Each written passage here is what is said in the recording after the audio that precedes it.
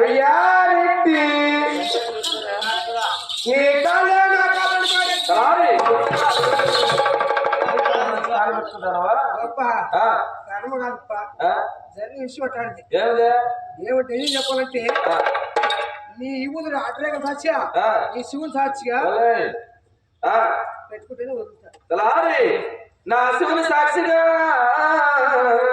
ఇప్పుడు అంటారు సాక్షిగా నిన్న